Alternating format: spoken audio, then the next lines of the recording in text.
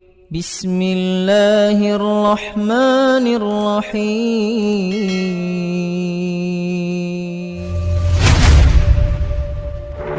يا أيها الذين آمنوا ادخلوا في السلم كافة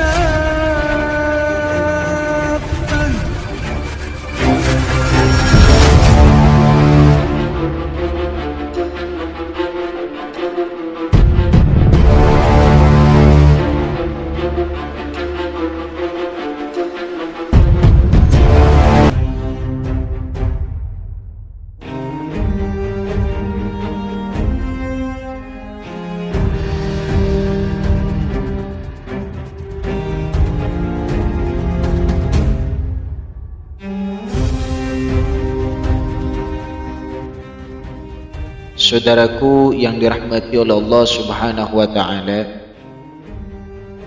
masih dalam episode yang sama kita membahas tentang iblis, dan kali ini kita akan membahas tentang perjumpaan iblis dengan Nabi Musa alaihissalam. Suatu hari ketika Nabi Musa alaihissalam sedang duduk menyendiri, tiba-tiba iblis datang mengenakan sebuah peci. Begitu sudah dekat jaraknya dengan Nabi Musa alaihissalam, dia iblis membuka pecinya dan memberikan salam. Lalu Nabi Musa bertanya, "Siapakah engkau?" Maka jawab iblis, "Aku adalah iblis." Lantas kemudian Nabi Musa mengangkat kedua tangannya dan berdoa kepada Allah Subhanahu wa taala, yang doanya, "Semoga Allah tidak mendekatkanmu padaku." Lalu Nabi Musa bertanya kepada iblis, "Ada apa dengan peci itu? Mengapa engkau buka peci itu ketika mendekat kepadaku?" Lalu iblis menjawab, "Dengan peci tersebut aku menutup hati Bani Adam. Aku menutup hati manusia." Lantas Nabi Musa kemudian bertanya lagi, "Cobalah wahai iblis, beritahu kepadaku, dosa apa yang dapat membuatmu menguasai akan hati seorang manusia?"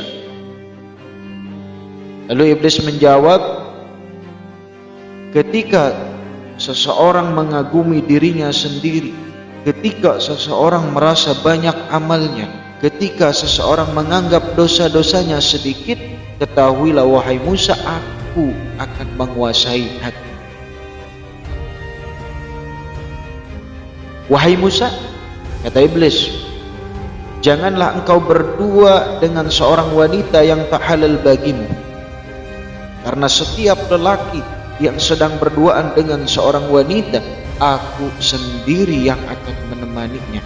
Aku sendiri yang akan menggodanya, bukanlah anak buah. Yang kedua, berhati-hatilah ketika engkau bernazar kepada Allah. Karena seseorang yang mempunyai nazar, yang berjanji kepada Allah, aku pula yang akan langsung turun tangan untuk menggoda dan menyesatkannya. Kemudian yang ketiga, ketika engkau hendak bersedekah, maka segeralah lakukan, karena jika engkau menunda-nunda, maka aku pun yang akan langsung menggoda dan menyesatkan." Dalam tiga hal inilah, kata iblis, aku akan langsung turun tangan untuk menggoda mereka, bukan anak buah, bukan teman-teman. Setelah memberitahu akan tiga hal ini, kemudian iblis pergi sambil meninggalkan Nabi Musa. Dalam hatinya dia menggerutu. Kata si iblis, "Aduhai, aku telah memberitahu kepada Musa hal-hal yang tak boleh dan tak harus diketahui oleh keturunan Adam. Dan ini bisa bahaya, bisa celaka jika Musa memberitahu kepada seluruh manusia. Pada kesempatan lain,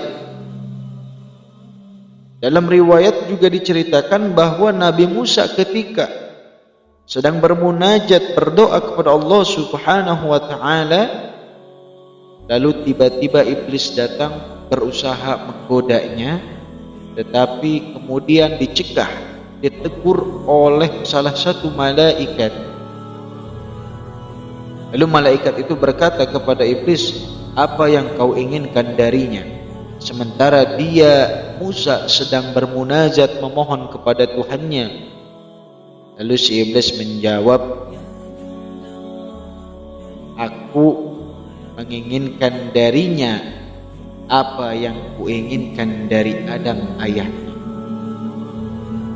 Itulah jawaban iblis ketika sudah tidak mampu, tidak berhasil untuk menggoda Nabi Musa. Dalam riwayat Ibnu Umar juga dikatakan bahwasanya ini riwayat yang memang masyhur, sudah populer di antara kita. Riwayat itu menjelaskan bahwa iblis menjumpai Nabi Musa, kemudian iblis berkata, wahai Musa, kau adalah orang yang dipilih oleh Allah dengan risalah Allah, dan kau adalah orang yang diajak berbicara oleh Allah. Aku iblis adalah orang yang penuh dengan dosa. Aku iblis adalah orang yang durhaka. Dan sekarang ketahuilah wahai Musa, aku iblis ingin bertobat kepada Allah Subhanahu wa ta'ala. Maka Musa, tolonglah doakan aku kepada Tuhanmu agar Allah Subhanahu wa ta'ala itu mau menerima tobatku. Lalu ketika itu juga Allah Subhanahu wa ta'ala berfirman kepada Nabi Musa, wahai Musa,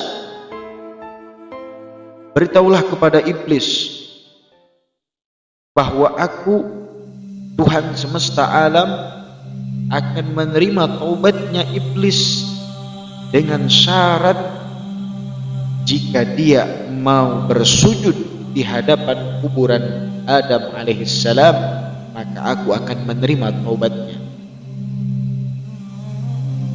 Ketika Nabi Musa alaihissalam memberitahukan apa yang diperintahkan oleh Allah Subhanahu wa ta'ala kepada iblis, lantas iblis ketika itu marah, naik darah, dan merasa murka, sehingga iblis dengan spontan berkata kepada Nabi Musa, wahai Musa, ketahuilah bahwasanya ketika Adam dulu masih hidup, aku tidak mau untuk bersujud kepadanya, maka lebih-lebih aku tidak mau, bahkan enggan untuk bersujud kepada Adam sedangkan dia sudah mati. Ketika hidup saja saya tidak mau, apalagi ketika dia sudah mati. Ketahuilah wahai Musa, na'udzubillah, wahai saudara, dari kisah ini kita mengetahui bahwa sombongan, ego, gengsi itu akan membawa kita kepada malapetaka, akan membawa kita jauh dari rahmat Allah Subhanahu wa ta'ala. Oleh karena itu, dalam kisah perjumpaan dialog antara Nabi Musa dengan iblis, ada hikmah yang bisa kita ambil. Semoga saja bermanfaat. Assalamualaikum warahmatullahi wabarakatuh.